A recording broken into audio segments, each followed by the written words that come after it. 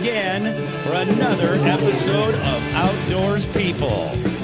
First, there's me, C.W. Getz, and her, Maya Marzaki.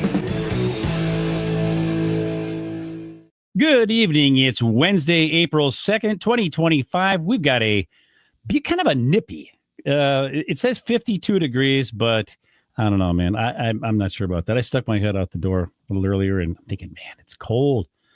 But I think it's because we had such a nice previous 2 weeks and we had like 70-degree days and stuff like that. It was just kind of like a little tease. But anyway, it says 52 degrees Fahrenheit and a little cloudy here in north central Illinois. That equates to, for the rest of the world, 11 degrees Celsius for everyone else, all you other guys. So we're going to do a show next week, and then we're going to take a period of rest. That's like people are going, what? No, we did that last year too, and we're going to do it again this year. Everybody's kind of busy, and that includes us, Maya and myself. And you've probably noticed Maya hasn't been here the last few episodes. She's pretty busy down there right now in Brazil. She also got a new puppy. So Maya, if you're watching, I'm sure that you won't be watching now because you are busy, but when you watch this, congratulations on your new acquisition to the family there. So my guest tonight, we've got some stories that we can share, a couple of cool stories. And he's an amazing guy and a personal friend of mine and my wife's. And so let's meet him, shall we? And I'm engineering, by the way, so I'm doing the two for tonight. Here we go. At 70 years old, Steve Sikkema hails from the charming town of Harbor Springs, Michigan, but his story begins in the picturesque landscapes of Southwest Michigan. Over the years, Steve has worn many hats, each adding a unique chapter to his illustrious career. From mending spokes and chains as a bicycle mechanic to crafting intricate designs as a wood carver and mastering the art of carpentry as a trim carpenter, Steve's hands have been a tool of creation and innovation. His current passion lies in the fine craft of manufacturing canoe paddles, where he continues to refine his techniques, making waves in the industry, quite literally. But Steve is not just a tradesman, he is a recognized artisan. His craft received the esteemed Cliff Jacobson endorsement, a nod to his exceptional skills and dedication to his art. As Steve continues to enhance his creations, we can only anticipate the innovative strides he will take in the realm of paddle making. A true master of his crafts, a man whose work is as diverse as is profound, Mr. Steve Sikkema.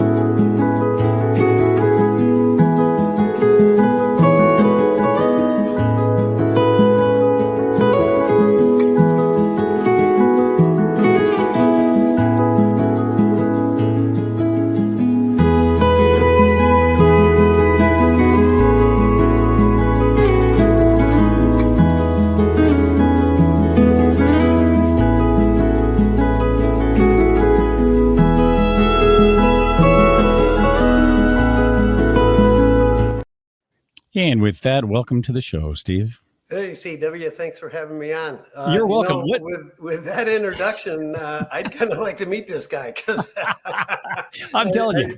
I think maybe you overdid it just a little bit there. Kids, this is my first AI introduction that I've how do I say? I didn't write it, but it's my first thing. And I'm thinking, it's pretty cool. I mean, it's like lots better than I do, but mine's a little different style. Mine's more like an AP style of writing. But but this is very cool. And I'm thinking, yeah, I should have been maybe doing this a while back.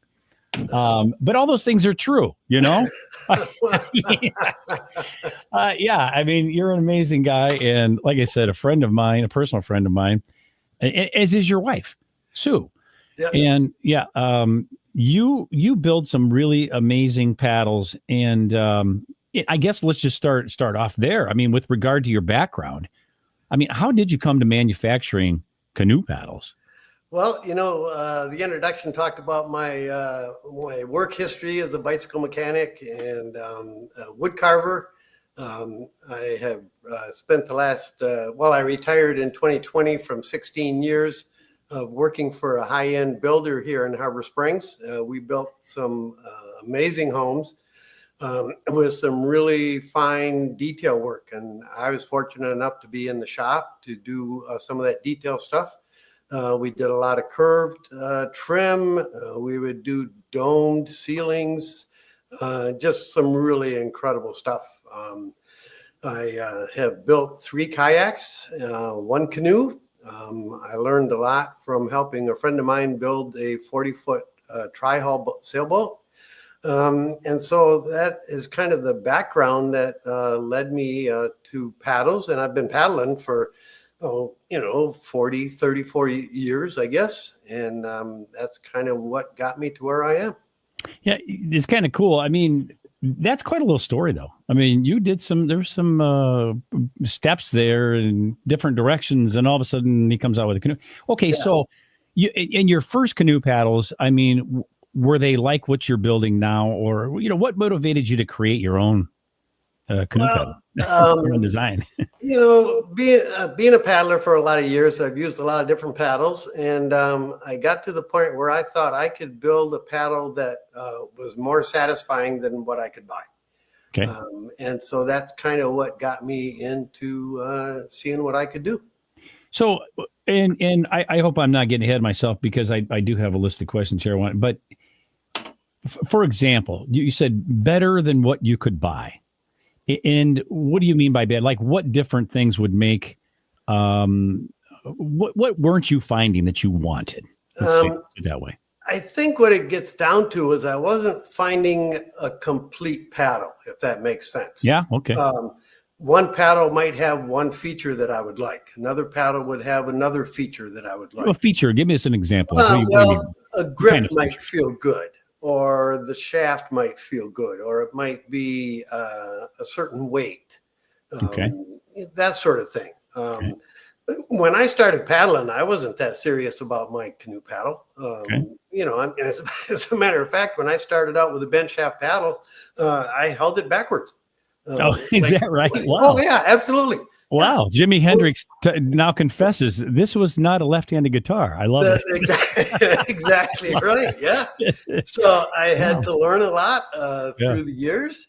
The one thing about woodworkers so often is that they always think they can do something better.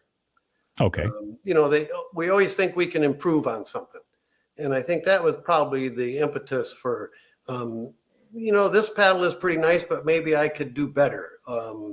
And there's the satisfaction of using something that you made yourself. Yeah, absolutely. Absolutely. We used to call that, when I was at the woodworking school in East Hampton, Massachusetts, they call it build a better mousetrap. There you go. Yeah, right. Exactly build a better mousetrap. Yeah. So how long did this go through your brain until you actually said, I'm going to do it? It was probably always there until I started thinking about retirement from my woodworking career. Okay. And so then 4 years. You said I don't interrupt you. Well, you said you were a woodworker. Yeah. You were a professional woodworker, not just a weekend warrior, as we called him. Well, that's how I made my living. Yeah. Wow. I call that a professional. Wow. Yeah. Excuse me. Like I said, I was fortunate enough to work for a builder that did and still does incredible homes here in Harbor Springs. Wow. And there's a lot that goes into those homes. And like I said, I was fortunate enough to be in the shop where we could do some really incredible, not run-of-the-mill stuff. A lot of handwork, a lot of curved, complicated things, a lot of laminations. I learned a lot about epoxy work, doing that sort of stuff. Okay. We had a lot of stuff we had to figure out. And as a matter of fact, I was the low man on the totem pole there. Oh, there wow. are some incredibly talented people that I worked Wow. with. So it was an amazing experience. Yeah. And I didn't mean to interrupt you, but so from that, you said you had been thinking about this before retirement. You've been thinking about this for some time. Right. Yep. Yeah. 4 years before I retired in 2020 in the spring. Okay. And so in 2016, I started getting serious about doing prototypes, doing some R&D, and that kind of stuff. So Yeah. it was kind of a game plan. Who knew? I didn't know where it was going to go, but it was just something I was determined to do. Did you ever consider, like, something, I should patent this? My design is so different. I'm you know what I'm saying? I don't know that it could be patented, because honestly, anything I'm doing probably has been done before. But not collectively, like you're But saying. not collectively. I think that's the key. One paddle might have a hollow shaft like I do. Another paddle might have a grip that's similar. But yeah, this is not a patented design thing. I think it's probably a compilation of all these different features put together. Speaking of those features, and there's one that I'm going to throw at you, but I think before I do that, the shaft of your paddle. Now, I have to say, I've tried a number of paddles. Mm-hmm. The shaft of the paddle, and by kids that don't really understand or know all the terminology of a paddle, and mm-hmm. There are some people that watch this show. I've learned that they're new, and that's cool. But the shaft is the long part that you hold on to. Okay, right. That's that is not round, but rather oval. Yeah. And how did you come up with that? That was part of my research and development, mm-hmm.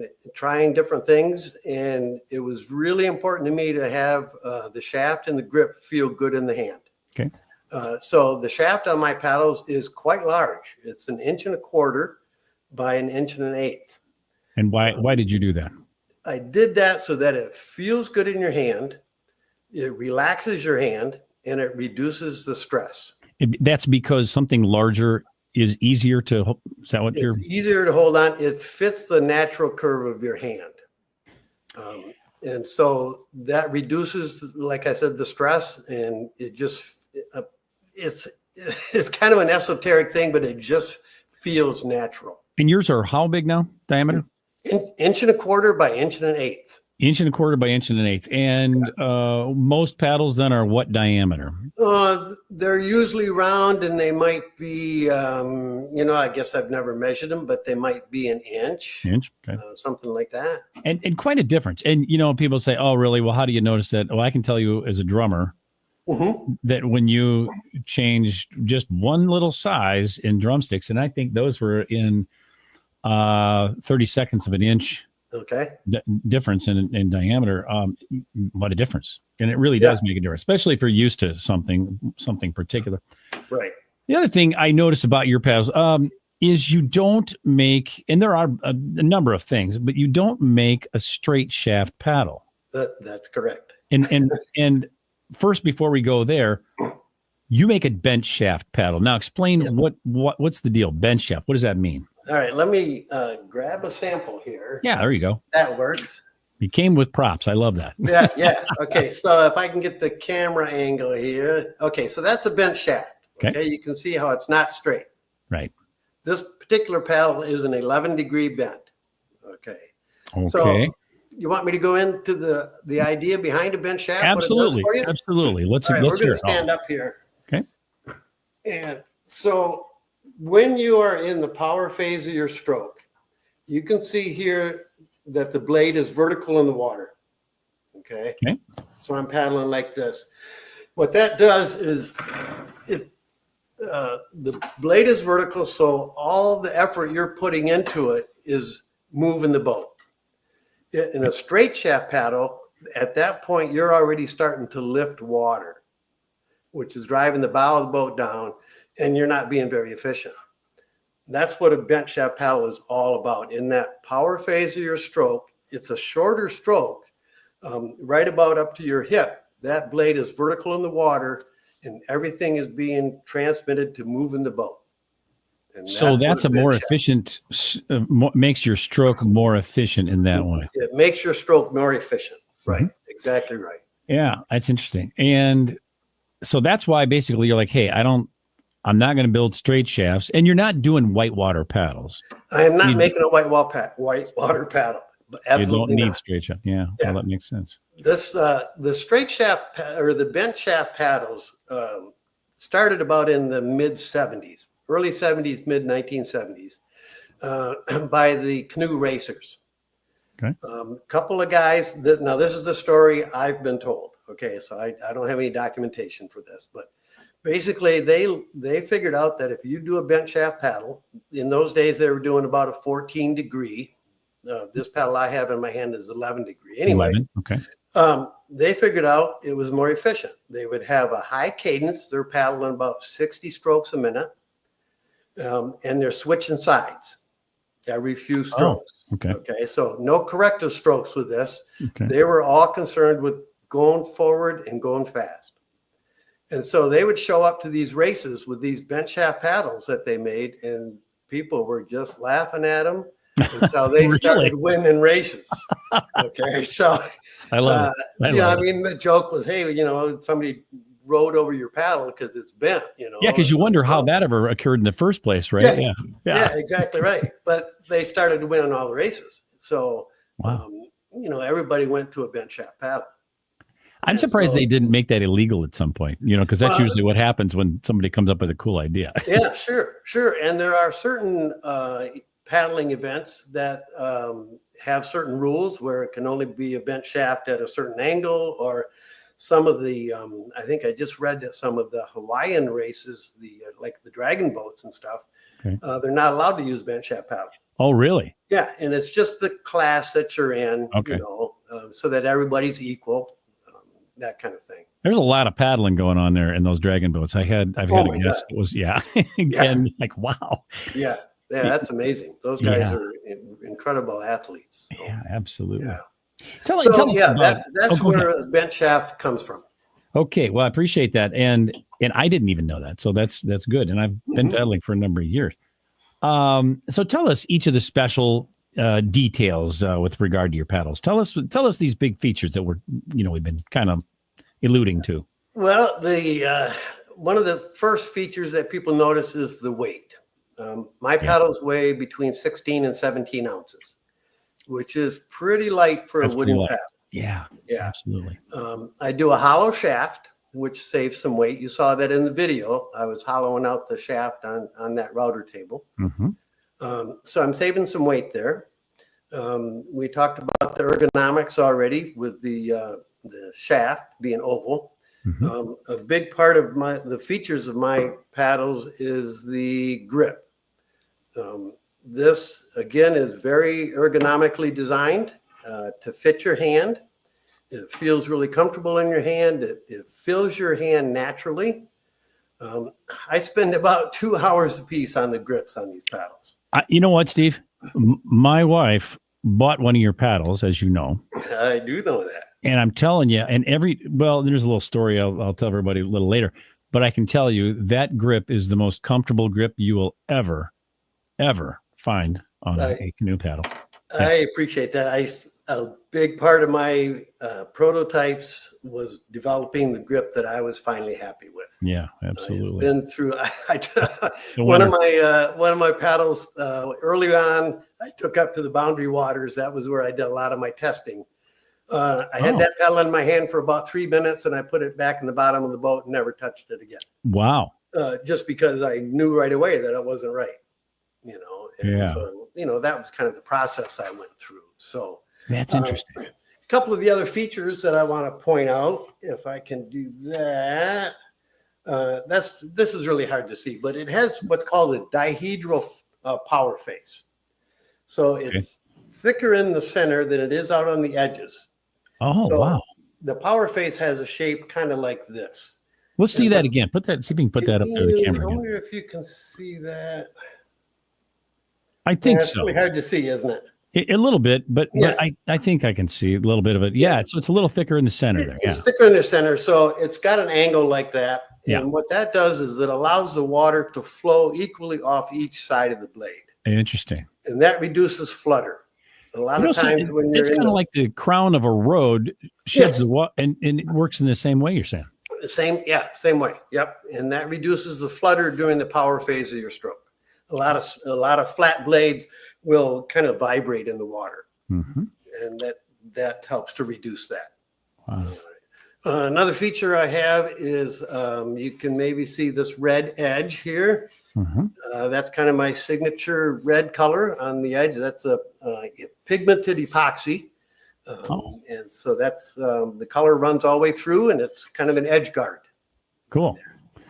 That's very tough, epoxy. It works really well. That's not just a plastic polymer. That's epoxy. That's pretty This tough. is epoxy. Yeah, I use a real high quality boat building epoxy. And there's different fillers and different hardeners that you use with it for different properties. Yeah. I have 2-ounce fiberglass cloth on each side of the blade. That stiffens it, it strengthens it, and it adds abrasion resistance. Okay. These blades are really thin. They're about 1/8 of an inch thick at the bottom here.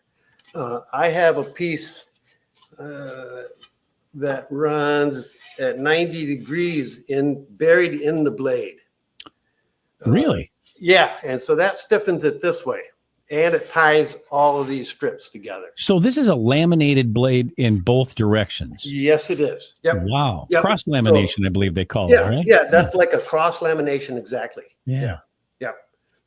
All my strips in the blade are book matched. So it's like this side is a mirror image of this side. Wow.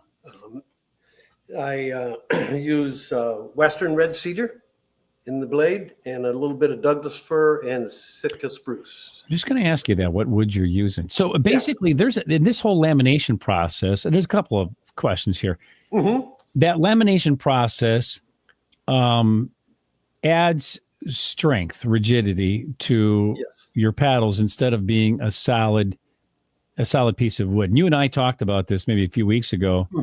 I'm not going to say the brand of the paddle, but it was a solid paddle. Right. And there was no lamination at all. But it's very, very heavy as well. Yeah. And there was one, and I think, in fact, it was an ash paddle. And it was very heavy, very heavy. Right. One of the things about your paddles is this 16-ounce weight. It's amazing. I mean, it literally feels like a feather in your hand. The other question I had that was in relation to strength, when you hollow out, I only say these things because I know I was a woodworker myself for a number of years. Sure. And build drums and things like that and furniture. And so when you hollow out the center of that shaft, right, you've created additional surface area, and things get their strength from more surface area, more strength. Am I correct in that? Okay. Yeah, more laminations. Okay. And so you can hollow something out like this as long as you keep a certain wall thickness. And the fact that it's all laminated, you're still maintaining all your strength. And you're cutting back some of that weight by going hollow. But the fact that you've got more surface area, you've got the exterior circumference or the of the circle, okay. But then you've also got the same thing on the inside. You've got area on the inside, surface area that you wouldn't have if it were solid. Yeah, that's probably true. I guess I really hadn't thought of it that way. That's where I was going with that. Yeah. Sure. Yep. So you've got more surface area. You got like triple strength. But it is, so the reason I'm going there is because have you ever had a paddle? This is really, I don't mean to put you on the spot. Have you ever had a paddle break? I have. In the shaft? You have? Yeah. Okay.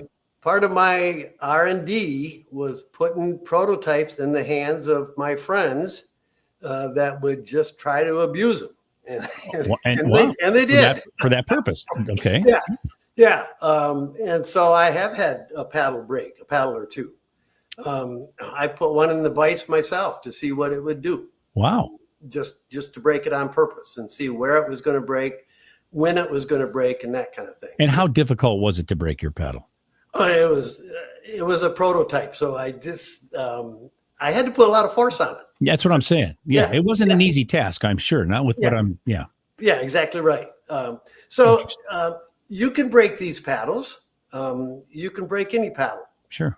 It's a matter of respecting the paddle and how you're using it. But yeah, I mean, there's nothing that's indestructible. People think the carbon fiber is indestructible. It's not, kids. Oh, absolutely not. I can tell you from experience.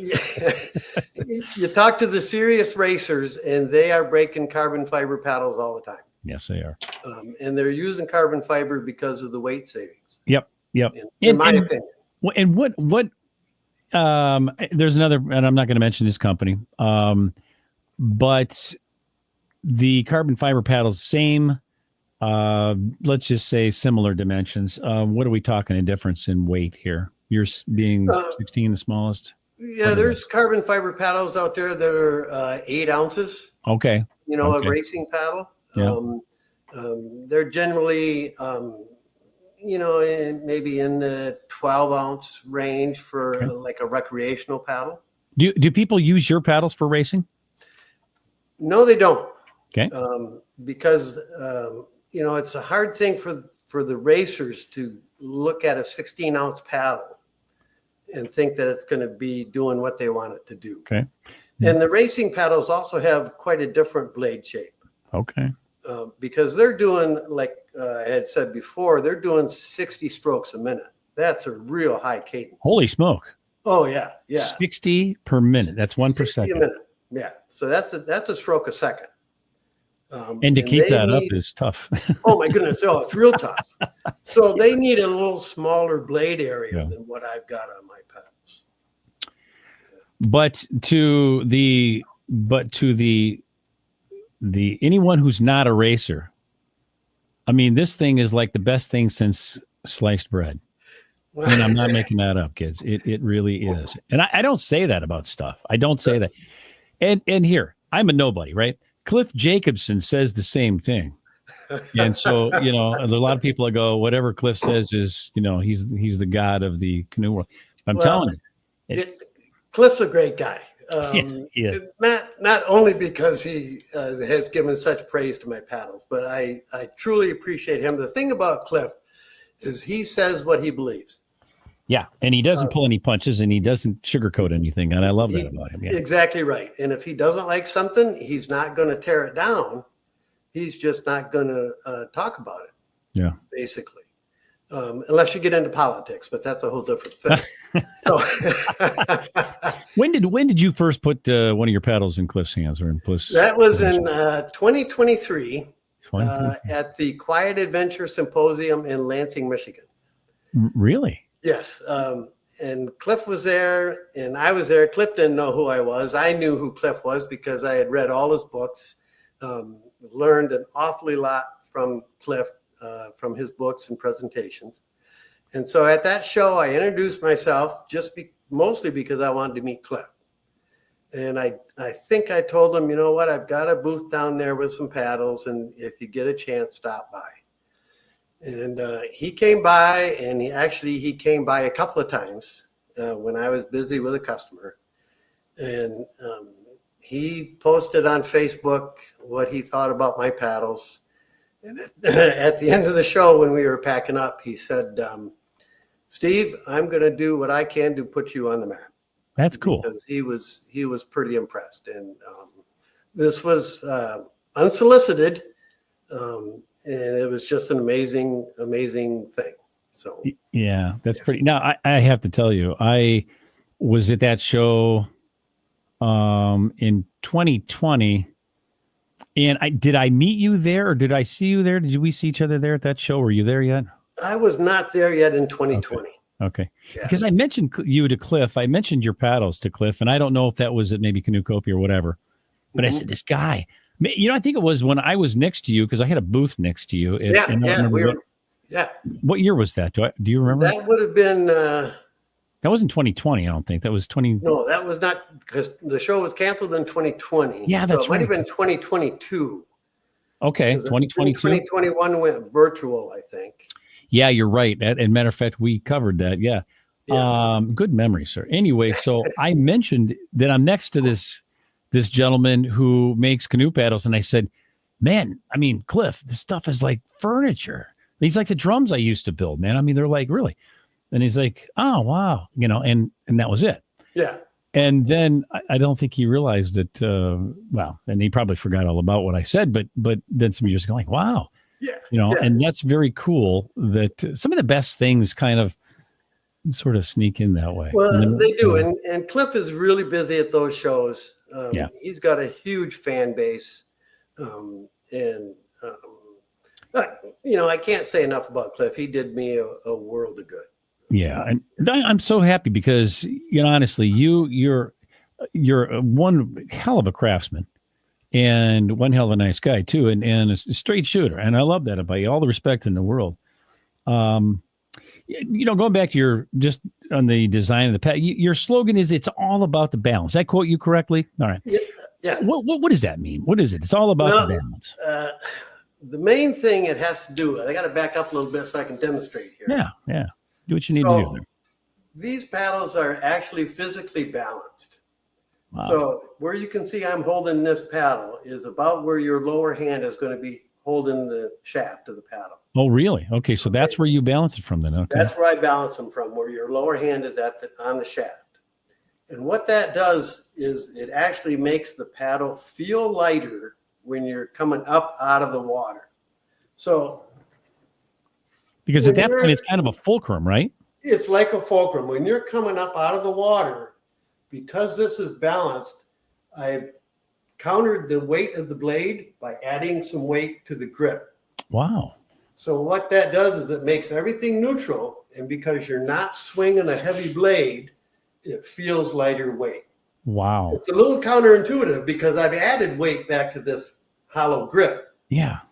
But because it's neutral, because it's balanced, it actually feels lighter weight when you're coming up out of the water. There's a hell of a lot of engineering what goes into your paddles, man. That again was part of the R&D. Now in my R&D, I did some studying. I mean, I spent time on the internet looking at what other paddle makers were doing, what had been done in the past, and a little bit about paddle theory. Not that I'm an engineer or anything like that, but I did do some studying to see what was going to work and what might not work. How many 6-packs of beer did you go through in this R&D? I had to keep my wits about me when I was doing all that studying. I'm telling you. My God. So that's the main thing when I talk about balance, is that these are actually physically balanced, and it really makes a difference. I put these paddles in the hands of really serious paddlers. Okay, and one of the first things they'll say to me is, "You got the balance just right." Wow. And that's really important. That's got to feel good when you hear, experts say that. People that it feels amazing. It's like making a basketball for Michael Jordan and him going, "Dude, I love this." Yeah, right. Well, I mean, it's really gratifying. It really builds up the ego, but it's more about knowing you're doing something right. Right. I mean, I'm sure you had the same thing when you were building drums. I did. You got a really good response from somebody. You thought, okay, I'm doing this right. Yeah. When you got Neil Peart saying, he picked your drum over 36 other major and independent makers drum. Yeah. Yes, that's exactly right. Yeah, I understand. Yeah. Back to balance, just real quick. I use that phrase to cover other things as far as the balancing the features of stiffness and flex. There's got to be some balance there. The book match in the blade. It's got a balanced look to it. that sort of thing. Absolutely. The balance of the dihedral water flow. That speaks to me of balance. Okay. So those kind of things, that the balance of the ergonomics, everything just feels right. It feels like things are in balance that way. And not only that, but this thing feels like a Steinway piano. And I know that because I used to work on Steinway. I used to refinish Steinway piano. I'm telling you. It's just, and I shouldn't say I used to finish them. I used to repair the finishes on them. But I know how. Yeah. I know how. What a good finish, what a perfect finish is like, and you have that on these paddles. A lot of painstaking steps in these things, and to say that they're a work of art is really an understatement. Well, and they really are. I do don't understand why appreciate they're that. not $1,200 a piece, but I'm glad they're not, because then I couldn't afford one. But right, right. but they could be easily. They should be. Well, I do appreciate that. When I started this whole thing, it was all about the function of the paddle. To me, that was number one priority. And then the farther I got into it, I started thinking, okay, maybe I can make these look good at the same time. Yeah. And but it really started out with function. That it had to do what I wanted it to do, and then we'll go on to making them look good, down the line. Yeah, and first things first, and function over form, and that's the best way to approach it. And you know what? And I'm going to jump in there with this. So, and I just say, hey, you'd rather people call you if you would rather go that way. What is the most expensive paddle that you make? What does that cost? My paddles are all $375. Every one of them. Every one of them. Doesn't matter. No, it doesn't matter. And I'm telling you, $375 is a steal. And I'm not getting paid to say that. There's no sales pitch there. That is, I'm telling you, I do appreciate that. You know what? I'm not getting rich doing this. So. Yeah, man. For the time that what goes into each one of those paddles, I should say not, because there's a lot of work in it. These paddles end up taking about 17 hours a piece. And divide that by the materials and the labor. Yeah. So, basically. And I do them in a batch. I try to do a batch of 6 at a time. Okay. To get a little bit of efficiency of motion, and to try to keep it so it's not too boring. Yeah, sure. I was doing a dozen at a time in the early days, and that was just too much. So I had to break that down a little bit and try to keep it a little more interesting. You found your balance, so to speak, playing that word. That's part of the balance. Exactly right. I love it. Exactly right. All right. I'm going to ask you, I'm going to jump to another. I'm taking these questions out of order just because. That's fine.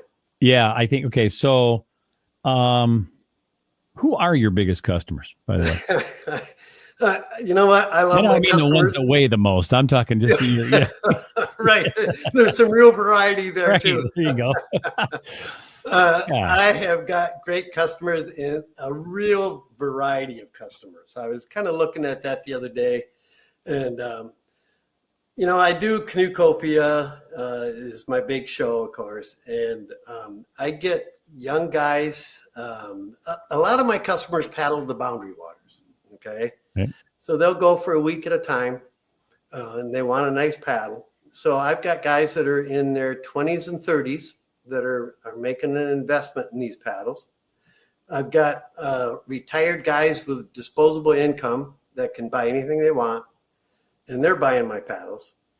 I've got casual paddlers that are buying these paddles. I've got serious paddlers that are buying these for the function and the performance. What's really great about my customers is they'll buy a paddle, maybe at Canoecopia, and come back every year to my booth and tell me how much they like that paddle. That's cool. It's really cool. It's an ego booster, but more I am putting a paddle in their hands that they're happy with. Yeah, that's extremely. They'll tell me, you know what? I get in my canoe and I start paddling with your paddle, and I get a smile on my face, and that says it all for me. That's probably the motivation for me doing this. That's very cool. It's a little bit of an Eddie Van Halen story, if you want to know. I mean, yeah, you inspired me, Eddie, man. It's like every time, and with you, I think your paddles they do that. Well, they inspire. When you feels that good, you want to paddle more. You want to paddle longer. And yeah, I would hope so. I would hope so. I've had customers that, Canoe Copia is a 3-day show. And I've got customers that will come back every day of that show before they buy one on the last day. Just because, my paddles are expensive. Not really. I don't think they're expensive, but it's not $100 paddle. So yeah, right. So they've got to make this decision, and then those are the folks that'll come back the next year and tell me, I am so glad I bought that paddle. You know what's cool about that? If they're coming back, and you got to kind of chuckle to yourself when people are coming back 3 days in a row. You're going, okay, he's kicked the tires for 2 days now. Is he gonna take this car home today? You know what I mean? Right. Exactly right. And sometimes they don't. Okay. But I'll get an email 2 weeks later. Shoulda, woulda, coulda. Shoulda, woulda, coulda. So how much is it going to cost me for shipping? Oh, really? Oh, yeah. Wow. Well, that's cool. That's cool. And that happens. I was thinking you were going to say, well, they come back next year and buy one, but they actually want it shipped to them. And that's, why not, right? They'll do that. Or they'll come back the next year and do it. And better yet, you ship. You ship. I ship them. Yeah. How do you, so I'm going to ask you this. How do you ship? What do you use? Because I would put like a metal case, you know what I'm saying? Yeah. So this thing would not get damaged, because I've seen what UPS does, and FedEx does the same. I'm not picking on those. But yeah. Okay. Yeah, I've got stories. I've got stories there too. You do. Let's hear a couple of them. Yeah, I use a cardboard box, which I sort of custom size for the paddles. Okay. And I pad them very well. And I actually have been using the U.S. Post Office priority mail. Really? And I've had really good luck. Wow. So shipping is not cheap. Anywhere, I'm in northern lower Michigan. And anywhere in the Midwest for me is easily $50 to ship a paddle. Really? Yeah. That's what is. And why is that? Because of the size? It's because of the size of the box. Yeah. It's an oversized box. So I'm getting dinged twice for oversized kind of stuff. Now, if you could figure out how to do like they did Viking pool cues, I used to own like a Brunswick Hustler. I used to own one. You could screw it together, and that would. There you go. Yeah. I'm making that up. That would add too much weight. Oh, there is that. Yeah, absolutely. Yeah. Wouldn't that be funny if somebody comes out with one of those now after we said that? Because that's been tried. Has it really? Yes. I don't think it was very successful. I can't imagine it would be, because it would come untwisted when you. Yeah. And then you got a whole thing with the flexibility there and that sort of thing, and how it feels in your hand and that kind of stuff. What if somebody said, I don't like the post office? Will you ship it another way? I would. I've had trouble with one of the other companies. Okay. What color trucks do they drive? What color truck did they have? I'm making that up. It might have been brown, but then it might not have been, right? So there you go. Maybe not. Yeah, I love it. I would ship whatever a customer is comfortable with, and the price is generally going to be about the same. In the same ballpark. Yeah. I've shipped paddles to South Carolina. I've shipped them out to Pennsylvania. I've shipped them to Colorado. And it all just depends how far it's going for how much it's going to cost. Have you ever sent one overseas, Steve? No, I have not yet. How about Canada? Have you ever sent those guys one? I have not shipped anything to Canada. Yeah. I might have 1 or 2 paddles in Canada by now. Okay. But I'm not positive. They smuggle them over across the line? Yeah, they sneak them across in the gas tank, Yeah. I love it. Well, you can't really hide that in a bottle of shampoo, now can you? No, that's a little different. It's not like drugs. A little different. Oh, man. How big is your company? How big is? This is a huge. Oh no, it's me and my wife. Wow! And who's the CEO? No, is it? Yeah. Sue is the CEO. Sue is the CEO. Got it. You're the labor force. You're the blue collar labor. I love it. Well, she's my support crew. Very supportive. Obviously, I have to keep my overhead low, so I work in the house. and my wife is very poorly paid. Let me tell you that. Is your lovely wife available? Is she there watching you doing this? She's hiding out right now. She's hiding. Okay, Yes. that's what CEOs do when they're not, when they're not required Exactly to. right. Yeah. Yeah. On the golf course or something like that. I love it. Exactly right. Oh, Yeah. she's probably watching this on her phone, going, "Why you? I gotta." Well, I see that CW. Okay, and there was some. Okay, now we got some photos that we want to show and a little surprise video. Would you mind just walking us through your construction process and the finishing process? And I have to tell you something. When I say this, and I said this a minute ago, but I'm going to repeat myself. The finish on these paddles is unbelievable. You will never, ever find a finish that's better than this.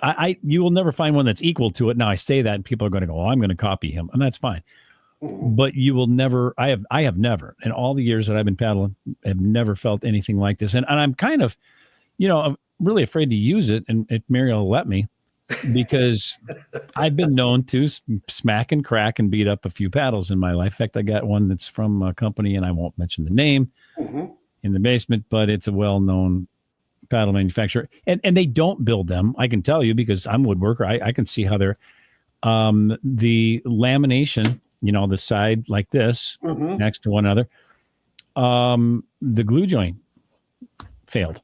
Yeah. And yours, that doesn't happen because we're talking about cross lamination. And of course, people could say, well, the argument could be made, well, yes, well, they expand and contract in different directions. Right. But they are so sealed up, and I understand nothing is 100% impervious to moisture, but they are so sealed up that the likelihood of that happening is really like next to non-existent. Am I correct? Yeah, it's pretty unlikely on my paddles. Yeah. I pay a lot of attention to the humidity in the shop to start with, as far as my materials go. And the fact that my laminations are quite thin makes a difference.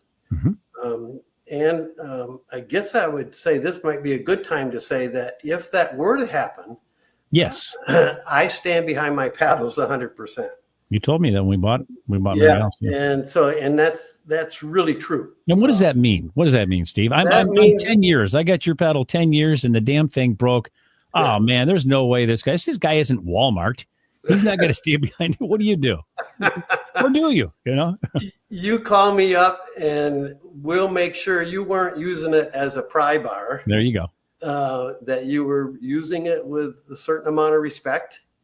And once we go there, I'll probably send you a new paddle. And Steve's not stupid, kids. When you send him your paddle and it looks like the dog was, or whatever, right. We're using it to pry up the doghouse to get under, Exactly right. You're going to know. Yeah. But I probably have the best warranty in the business because I'm trying to put out the best paddle I can make. And I want people to be happy with what I do.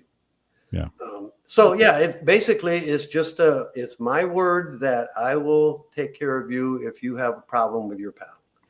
And I always preface that by saying, treat it with a little bit of respect.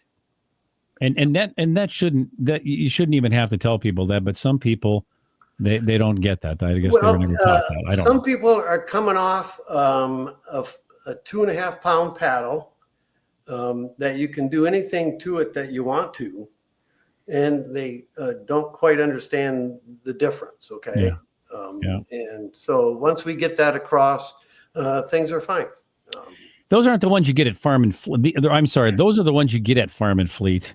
Well, yeah. And you can beat the hell out of them, but you've got a 3-pound paddle. I mean, right. And there's a purpose for those paddles. Absolutely. That's to pry the doghouse up. There's people that need that paddles, My paddle is not the paddle that you bury in the bottom of the river and try to launch yourself over a log.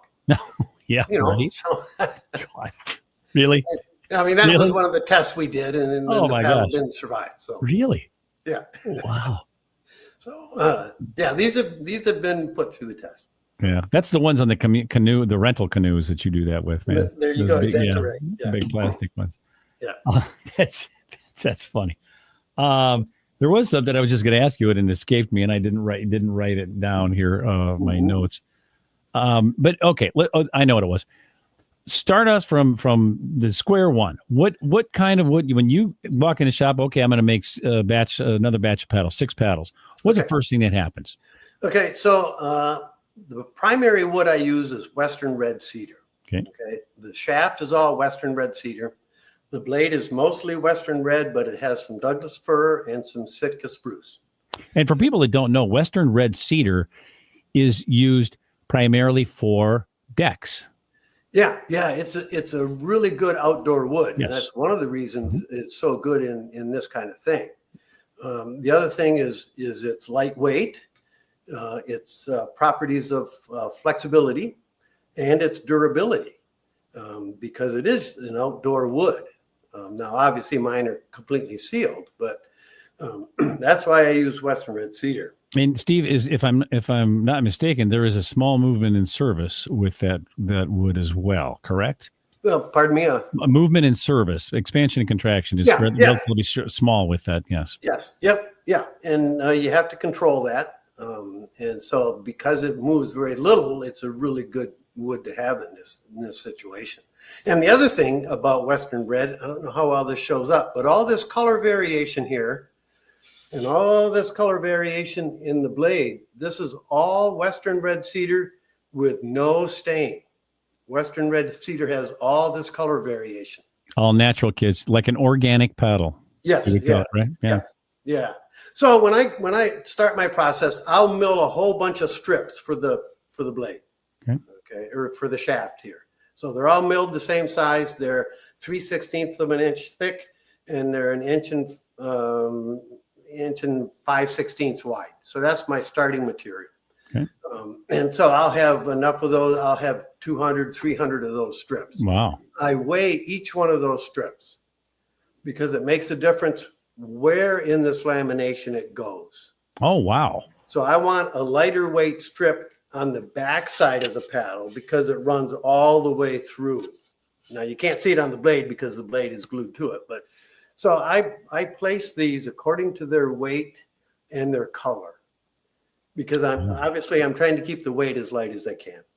Okay, so you saw in that video when I was routing out the hollow, the shaft was in 2 halves. I have a jig that I glue these up on with epoxy again. And it comes off that jig in 2 halves. That jig establishes the bend, okay? So it comes off that jig in 2 halves. I do that routing process to hollow it out. Then I glue those 2 halves together. So it looks like we just lost CW there, and I'm going to continue talking about how these are built. And so, oh no, I'm still here. I'm just putting you on solo because nobody wants to look at me while you're. Yeah, is that why? That's why that is. I'm going to do it again. There you go, man. I'm still here. Yeah. So I'm just going to get some more popcorn, man, for this move. This is a great move. Yeah. Well, once that's all glued together, the grip is glued on the sides of the shaft. It's not glued on the top. The shaft runs all the way through. And these parts of the grip are glued to the side. So it's a real cohesive thing here on the grip. And so that's all glued up. In that video you saw where I was shaping the shape of the shaft here. That's all done with a spoke shave. I use a lot of templates so that I know exactly how far to go with my spoke shave and my sandpaper. The shaft is tapered, so it's bigger down at the bottom than it is up at the top here. So there's lots and lots of handwork that goes on in there. Yeah, I mean that's and even up your handle there. I saw that right at right there at the top, just at the neck. I'll call it the neck. Yes, right before the hand grip. It's tapered in. It's wow. It's tapered in this way. The whole thing is tapered this way. Yeah. And so lots of double checking with templates all the time. Yeah. And the spoke shave work can only go so far.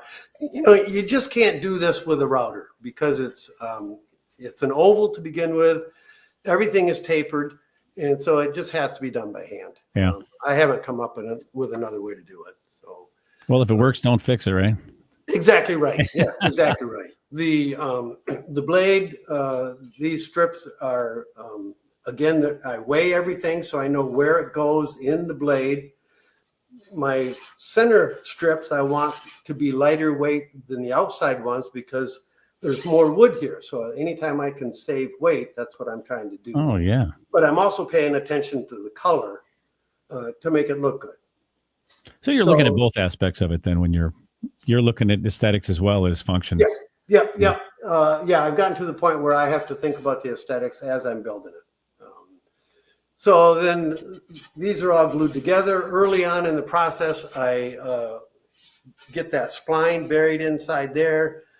My red edge I do with a mold that I lay the blade down in, which creates a channel. And this is actually a poured epoxy. So it just pours into that channel. Wow. It's early on in the process when everything is oversized. And then I can sand it down to what it has to be. My dihedral is kind of an interesting process. I have what I call sleds that I put the blade on, which cants it up at an angle, and then I run it through my drum sander. So it'll sand this surface to this angle. Then I have a different sled that will sand this surface. Wow. And then I finish that all off with a random orbit sander where I can take this down and make that as thin as I want it. Keeping in mind that I've got that spline buried in there. So if I go too thin, that spline becomes visible and then that blade gets rejected. And I've done that plenty of times. I was just going to ask you, if you get to a certain point, you put all this work into, and you go, oh man, I got to trash this one. I've got a stack of blades down in the shop that I practiced my logo with. So is that right? There it is. Used for everything, man. Ultimately, they can still be used. What is it that Bob Ross says? We don't have accidents here, just happy mistakes or something like that. Or happy accidents. We don't have mistakes. Happy accidents. Yeah. Yeah, happy accidents. So after a while, they're not that happy anymore. But yeah, well, I can imagine. So in the fiberglass cloth is kind of an interesting process that I'm probably the only one that does it this way. In that video, you saw me holding up that blade to the light, and I put the cloth on, I put the epoxy on with a foam roller. This is a special epoxy with a clear hardener. So a lot of epoxy has kind of a yellow hue to it. This stuff is really nice and clear. So I put the glass on the blade, one side at a time. It's got to cure. Then I do the other side the next day. As I'm putting the glass on, there's a lot of epoxy there. Once I get it saturated, I take a dry roller and wick off the extra epoxy. You can feel the texture in these blades. This is only 2-ounce cloth, but you can feel that texture in there. It's not perfectly smooth. And I do that absolutely on purpose to reduce the weight. I was just going to ask you that, if that's a weight thing. It's a weight thing, absolutely. You can fill the weave, you can make it perfectly smooth, but all it does is add weight. It doesn't give you any more strength. All it does for you is if you want to make a perfectly smooth, ultimate shiny kind of thing. Do you think it sheds water, or does it shed water? Would it shed water better if it were smooth, do you think?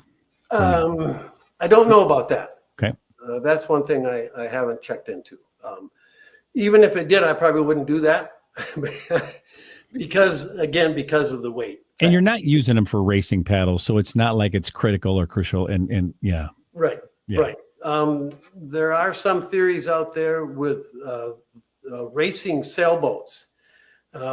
Some of the theory out there these days is that you want just a slight texture to it because it doesn't add friction to the water. I was just going to go there. Yeah. So this may be more efficient actually than having it perfectly smooth. But for me, it's about the weight there. Yeah. And the strength. I mean, I wouldn't compromise the strength just to save the weight, but the extra epoxy doesn't add any strength, so it's just not worth it. Yeah, that's interesting. Yeah. Then where do we go? Well, one thing about having the epoxy on the blade, both sides, means that there's fiberglass on this whole blade before I join the shaft and the blade together, because these are built in two different. Oh, that's before you join the two.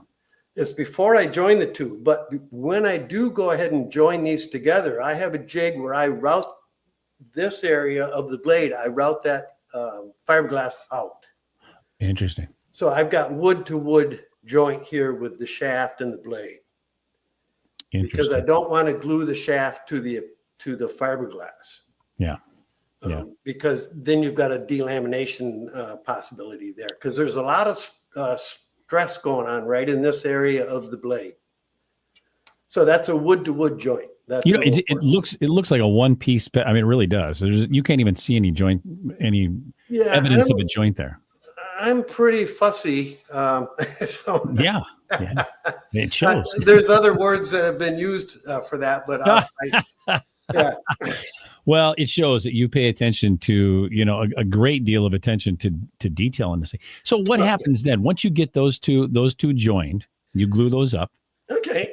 Once that's done, then I can do my final finishing, my final shaping of the blade. This joint here, as far as how they're joined together, making that nice and smooth and kind of a seamless sort of joint. I finish off shaping the blade.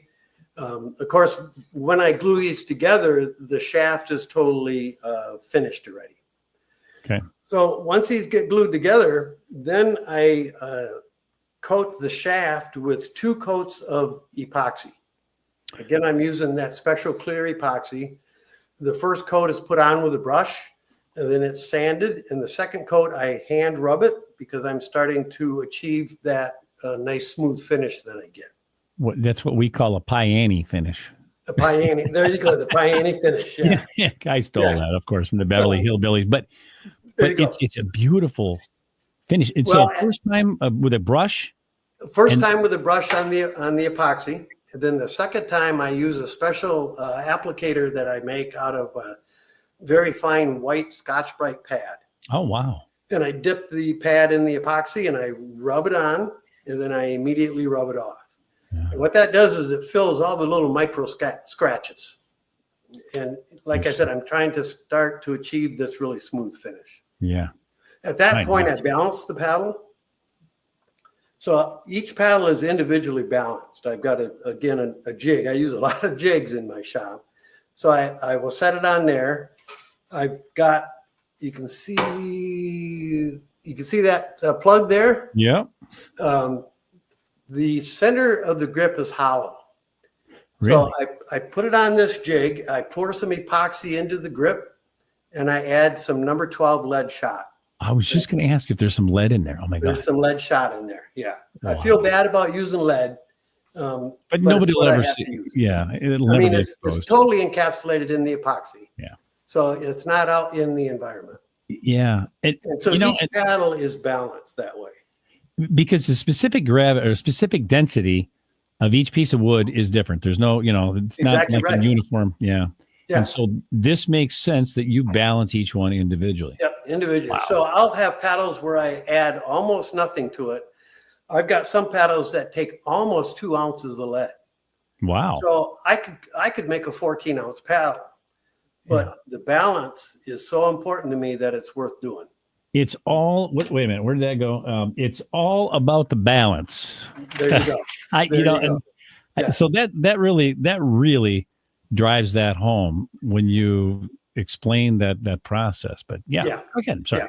Yeah. And it's so important to the function of the paddle that it's worth doing. So yeah.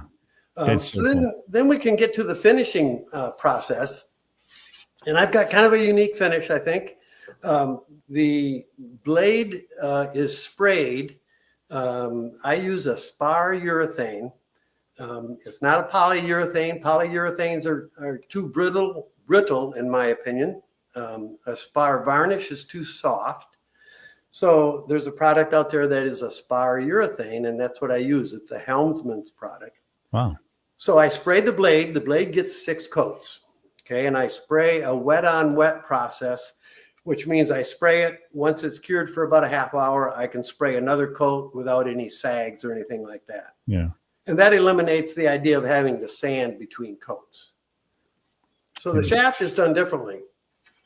The shaft gets 4 coats put on with a foam brush. The first 3 coats are traditionally brushed on and then sanded and scuffed between coats. The 4th coat is kind of a little bit special. I put that on with a brush, and then I immediately wipe it off and burnish it with a paper towel. Again, we're finishing those final little micro scratches. After that's cured, I buff it with another of the white Scotch-Brite pads. It's a real fine pad. It's equivalent to maybe about a 1200 grit paper. After that, I buff it out with my secret rag wool socks.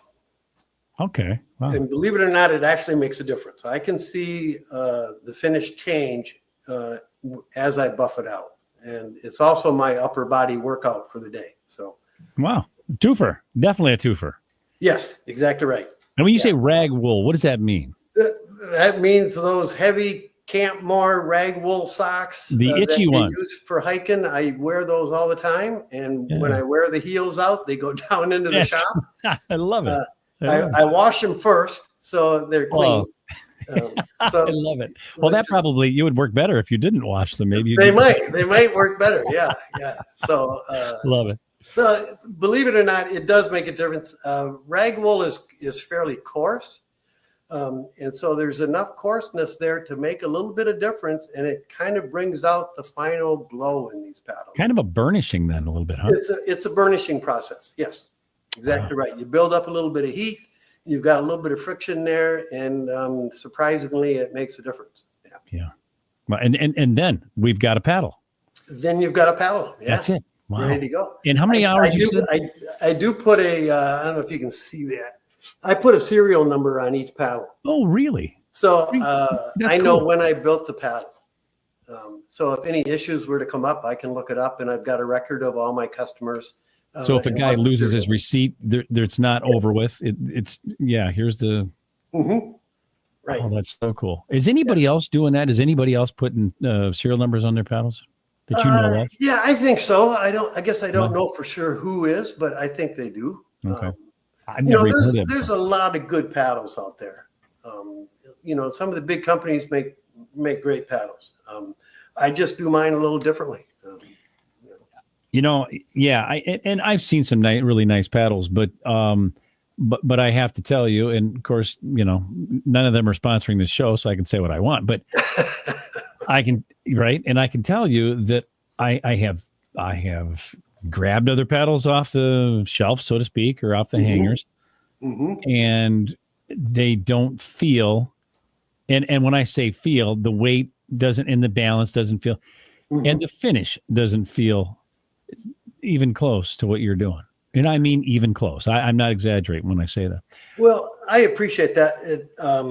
Some of the other companies can't afford to do what I do, okay? Because, I'm not necessarily making a living doing this. Yeah, because I just assumed this, and I guess I was correct, but a lot of this is an LOL, and that doesn't mean laugh out loud. That means labor of love. Absolutely. Yeah. Absolutely. Yeah. And those are the kind of people that you want to buy their stuff, because it's not about the money.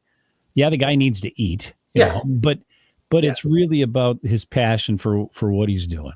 And that's exactly right. That's why I'm doing this. Like I said before, when I get a customer that comes back to me and says, I get a smile on my face every time I use your paddle out there, that makes it all worthwhile. I don't think there's a higher compliment other than you're the most beautiful man that they've ever seen in their life. That would probably be I haven't had any of that. I don't either, so I don't feel like a lone ranger.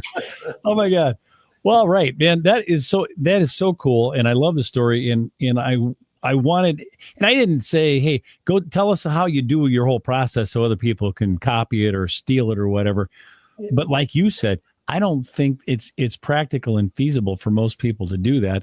Well, because, and you've done a lot of experimenting. They don't know the brand of this or that you use so much, but you know what I'm saying? So and I have no secrets about how I build these paddles. I'll tell anybody anything they want to know, because I don't think anybody else is going to want to take the time to do it the way I'm doing it. So, yeah. And I don't really feel like I'm competing with anybody. I'm just doing what I want to do. See, now there is an Eddie Van Halen story. And I promise you, if you listen to his interviews, he says exactly what you just said. That's interesting. Just playing because I love it. I have fun, man. And he goes, Yeah. other people like it too. That's great, But Yep, exactly right. Let's look at some photographs here. And I'm going to, so I have to do a little black screen here first. And then we're going to put, how do I do this here? Bam, bam. Here we go. All right. Here is that paddle in a little different angle, I guess. But that's the one professional picture we had taken of the paddles when we were getting ready to put the website together. I got to ask you something. That brand down there in the bottom of your paddle. Is there a trick to branding a paddle that you said, "Man, I've ruined a bunch of them before I figured this out"? How does that? Right? Yeah, there is a trick to it. Timing is really important. You can't move it once you put it on the blade, and you have to get the blade a little bit damp first. Oh, the blade. Okay, I saw that in the video.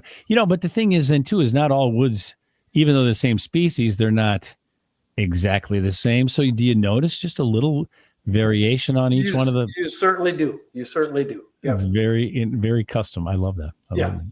Yep. Here we go. Now, is this by any chance a Boundary Waters picture? Absolutely not. It's not. I was like, this has got to be the Boundary Waters. I would have got that question wrong. We are paddling in Little Traverse Bay. Oh, wow. Which is about 1.5 miles from my house. That's my go-to paddling place. Okay. I expect to be out there this coming Friday because the ice is finally gone. Oh, ice out, as they call that, right? Yes, ice out. Yeah. Yep. That's my old Bell Magic paddle. Really? Canoe right there. Yeah. I had a Bell. What the hell did I have? A Yellowstone. Okay. Yeah, solo, as a matter of fact. Yeah, black gold. That's a beautiful canoe. Yep. That's beautiful. Now, this is the Boundary Waters. This is the Boundary Waters. Okay. Yes. It looks like that's still that very, you know what? And I don't know, but it's different. The sky is different up there. Have you noticed that?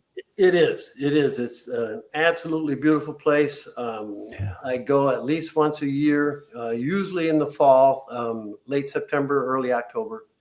If you look really closely at those paddles, the one on the bottom has been patched.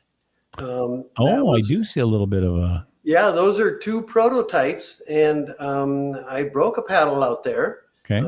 Actually, 1 or 2 of them, and so that was part of the R&D. I would force myself to go to the Boundary Waters for a week and paddle around. And you take the paddle that you patched, and you take it on a trip like this because you want to see if it's really going to hold up. The patchwork is going to hold up if it were to be someone did need a repair or something like that. Am I guessing? Well, yeah, and I think I had changed something on the blade on that paddle also that I wanted to test. So. I love the testing part that you do. I think that's so cool. Mm-hmm. Yeah, that's awesome, man. Okay, I'm going to ask you this just because I can. How many paddles? It's a kind of a sharp question. I mean, I don't mean to offend you, but how many paddles have you had to repair in your career? In my career for a customer? Yeah, for customers.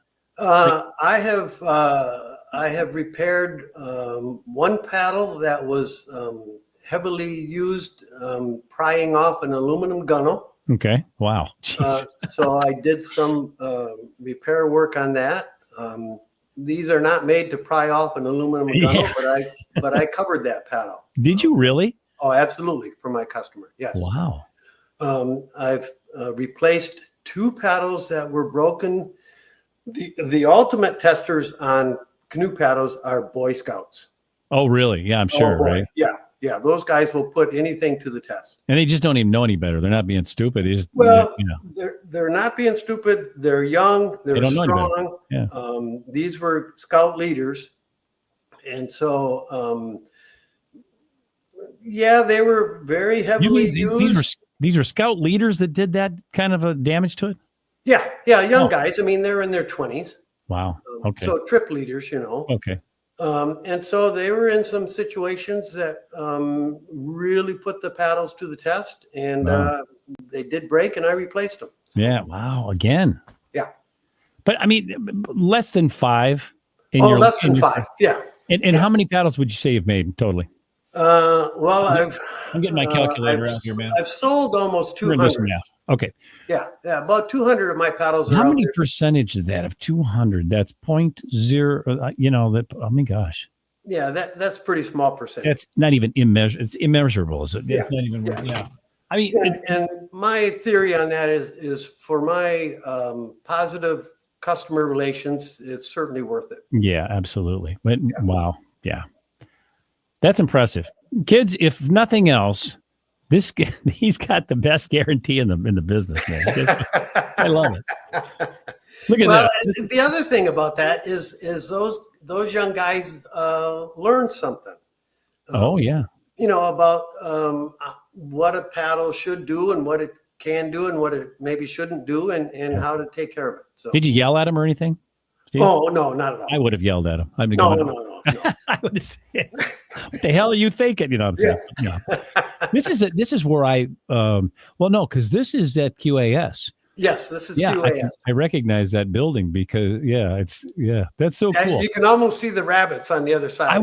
Were the rabbits there when you? Yes, I love it. We first got that. My cameraman and we said, "I think we're at the wrong place." CW Mike says, "I'm going." Yeah. I do too. What the hell? We got a 4-H fair going on here. Yes. I had no idea that's what we were walking into because we just said, "Oh, here's the address," and show up, with your camera equipment. Yeah, it's very interesting. So funny. Oh my God. That's a great show. Yeah. It is smaller and people are really nice and super cool and everything. Yeah. It's very well run too. And so these are all the different sizes because we were kind of looking at that. Yep. When we bought the paddle for Marielle at Canoecopia. How many different sizes do you carry? Pretty big assortment there when you go to these shows that people can buy one right there from you. They don't have to worry about you not having their size. Oh, I always try to keep enough in stock. I have 5 different sizes in my 11-degree paddle. I run a 50, a 52, 54, 56, and I guess I start out at a 48. Okay. Now, I also make a 6-degree paddle. Oh, wow. 6 degree. Yes, those also run 5 different sizes in 2-inch increments. And we should probably talk about that just a second if we have time. Absolutely. We talked earlier about the racers using a real high cadence and, 11, 12-degree paddle and all about going forward and switching sides. You don't have to paddle that fast to use a bentshaft paddle. You can slow down. You can still switch sides, which is really efficient. But when you slow down, you can still use an 11-degree paddle and do some corrective strokes, like a J stroke or a C stroke, that kind of thing. Okay. So there's a bit of a misconception out there that with a bentshaft paddle, all you can do is go fast, and that's the only thing you can do. That's not true. I don't believe that myself personally. But I also make a 6-degree paddle, which makes the corrective strokes a little easier to do. Let me just show you that. Okay. It's kind of hard to see on the screen, but we're getting closer to a straight paddle there. Oh, wow. So this is actually easier to do corrective strokes with. So you're gaining some of the efficiency of a bent shaft, but you're getting closer to a straight shaft, and it does make your traditional corrective strokes easier to do. Okay. So this has become pretty popular, actually. So people are using these when they're more used to doing a corrective stroke. One good setup for a tandem team is an 11-degree paddle in the bow and a 6-degree paddle in the stern. Oh, interesting. Because the person in the stern is doing more of the corrective strokes, where the person up in the bow is the power. Yeah, but do you ever? Okay, so and then I'm kind of wondering, depending on what kind of paddling you're doing, you could actually even switch that up, couldn't you? Because the front guiding if you're going to be doing this sort of thing, and so either way that would work. When I go paddling, I take an 11 and a 6 with me almost all the time. So the bow paddler could switch back and forth, basically. Yeah, yeah. Of course, I always paddle solo. So, I'm carrying both paddles. You should always carry a spare anyway. Absolutely. And so, yeah. But anyway, that's why I've gone to adding the 6-degree paddle to my selection. It makes those corrective strokes easier to do. That's so cool. I love that. I love that. Right. So at a show like this, I'll have both my 11 and my 6-degree paddles, and I try to keep paddles in each size ready to go. Yeah, that's so cool. There we are. That's not Boundary Waters because there are homes there. There are homes. This again is in Harbor Springs on Little Traverse Bay. Nice. And those homes you see in the background are on what's called the Point. Those are all owned by you. Is that right? They're all rental properties. They are not owned by me. I did have the privilege of working on some of those homes. Oh, did you really? Oh, yeah. Oh, wow. Yeah. So cool. There's a beautiful picture. And that again is on Little Traverse Bay. Wow. Who's taking these pictures? You know what? I've kind of stolen these pictures. Wow. From people that took them and basically let me use them. Oh, wow. Yeah. So 1 or 2 of them were taken by a friend of mine. One was taken by the local newspaper. And beautiful. That's like a Bob Ross. Speaking of Bob, that's like a Bob Ross painting right there with those clouds, man, in the sky. And yeah, that's pretty cool, isn't it? It's absolutely cool. Yeah. I'm thinking, wow. Well, and the other thing about paddling on Little Traverse Bay, right in the harbor, when I was doing my research and development and my prototypes and stuff, I was known as the guy that would have 4 paddles in his boat, and he'd just be going back and forth, back and forth, back and forth. What's that guy doing, man? What? Yeah. Exactly right. Yeah. That's so funny. Yeah. Oh my God. All right, here we go. What are we looking at? Is that your canoe? That is my brand new canoe. Wow. That's another North Star Magic in black light, very light. That's a 30-pound boat. It's 16 feet long. Wow. I have a new Red Leaf Designs spray skirt installed on that boat. And that is on Little Traverse Bay. That's right near the state park at the end of the bay. And that's where I do a lot of my paddling. When you get a nice, when you get an east breeze and the water is flat calm, it doesn't get any better than that. That's a beautiful boat, man. I mean, it really is. It's a gorgeous boat. Yeah. What kind of speakers do you have in there, Steve? Yeah, you laugh, man. But I'll tell you something. I actually, I put speakers in one of my canoes once for. It was a float. It wasn't like I didn't have them in there mounted or anything, but I did put. It was one in the back and one in the front. I had my niece from California, and everybody was like, "Wow, you got the beautiful girl, you got the music, and really, I was like, yeah, why not?" Right? You got it made. It was on the Mississippi, and yeah. All right, this is a little surprise for you. All right. I mean, it's not going to like rock your world or anything, but for the people watching the show, and I'm seeing there's several up there. We've got here. Just check this out. It's kind of funny.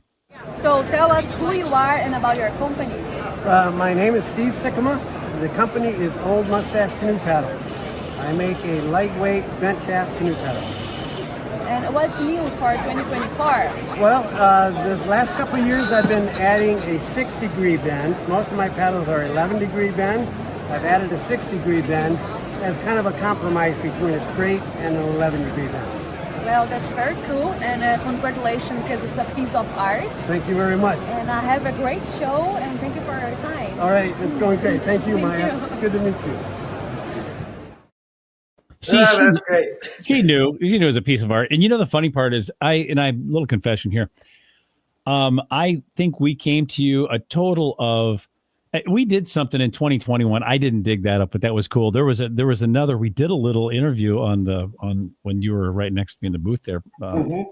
But we came to you, that show, I think 3 or 4 times that day, because we were having some problems with the audio, I think is what it was. Okay. Yeah. On the cameras. And I'm like, poor Steve is probably going, really again, you were kind enough and gracious enough to give us another chance to make it right, and that's what we came up with. And that one was still, I had to edit that because there was, I think Maya maybe did something and said cut, let's do it over. And, so I pieced it together. Yeah, but it was a lot of fun. Yeah, it was fun. Yep. And so that was my little surprise for you. I told you you'd have something. I appreciate that. It was wonderful. Very welcome. Very welcome. I just want to ask, where can people, and I shouldn't say just connect with you online because that's usually what we call it, but where can people reach you, calling or website or whatever, all the above? Well, my website is oldmustachecanoepaddles.com, and that you can go there. It's got my email address. It's got my phone number, and you can get in touch with me. I don't sell directly off the website because I want to make the personal connection to make sure we get you the right size paddle and make sure we're getting you the right thing. See, that's cool. That's very, very. I like to keep it personal. The website also lists 4 retailers that are carrying my paddles in their shops. Oh, cool. And so I would encourage you, if you get a chance, to go to the store and buy one there. Do you want to tell us who those would be? Actually, those. Absolutely. My local store here is called The Outfitter in Harbor Springs. Okay.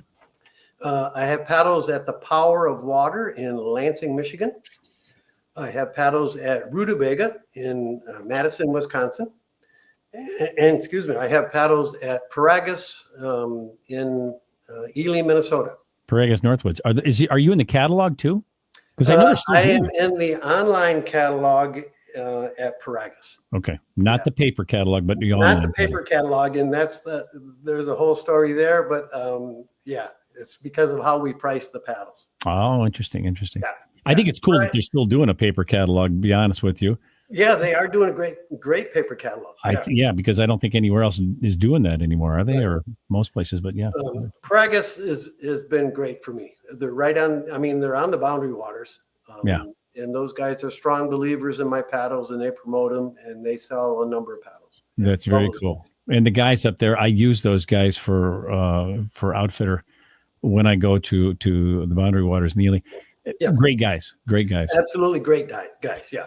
And Darren has picked up my paddles at Rutabaga, and he uses my paddle, which is awesome to me that he's actually using one of my paddles. And so that's cool. They're carrying my 6-degree paddle at Rutabaga. Okay. And again, the two bends are 6 and 11. That's correct. Yep. And the lengths are again? Lengths basically run from 48 to 56. 48 to 56. Yeah, 2-inch increments. 2-inch increments, and the weights of these paddles vary from 16 to 17 ounces. 16 to 17 ounces, kids. Man, that is, and they really are. I mean, Maya spot on, got that right. They are works of art, and I guarantee you, kids, you will not find a better, more balanced, more beautiful, functional canoe paddle anywhere. And I don't say that about people's stuff, not very often. So, like I said, Jacobson either. So that's right. Since this thing started, I've had to increase the size of my hat because Well, there you go, man. I mean, when you have to widen the front door, probably have to have another talk, and your wife will be like, yeah, but no, you're the super nicest guy I probably have ever met at these shows, and I'm not making that up either. The shows are so much fun. Yeah, they are. Because everybody's of a like mind, and everybody's in a good mood, and we're talking about a shared passion. So. Yeah, and I'll tell you what, your presence is always appreciated. I remember we had a big thing with Cliff at the last Canoecopia's show, and and everybody loves you, man. So you're an all around dude, and what a hell of a craftsman, and all that kind of good stuff, man. So I can't begin to thank you for the fine compliments and having me on the show. It's been great. Well, and I was just going to say, I want to thank you for being my guest here on the show. It's kind of funny. We're winding this down, and I said there's 2 shows I want to make sure we do before we, put everything on pause, and yours was absolutely one of them. So knowing you for a few years here, since 21 or 22, you said 22. 22, I think, is when we first met. Yeah, and we really you're great neighbors too. So yeah. But it's been a real pleasure. We have a lot of fun together. And Well, likewise. And I worried that we'd have enough to talk about tonight, but I think we did okay. Oh gosh, no, yeah, not with me. I'm a jabberbuck. And by the way, we want to mention your beautiful wife Sue. What a very nice lady, and just a wonderful person. And really enjoyed her as well, meeting and getting to know her as well. So very nice. Thank you. Kudos to both of you. Yeah, absolutely. Well, with that, be sure to tune in for the next episode, Ideal Nutrition for Outdoors People, with guest Ramesa Aslan on April 16th. Until next time, this is C.W. Getz saying thanks for tuning in to Outdoors People.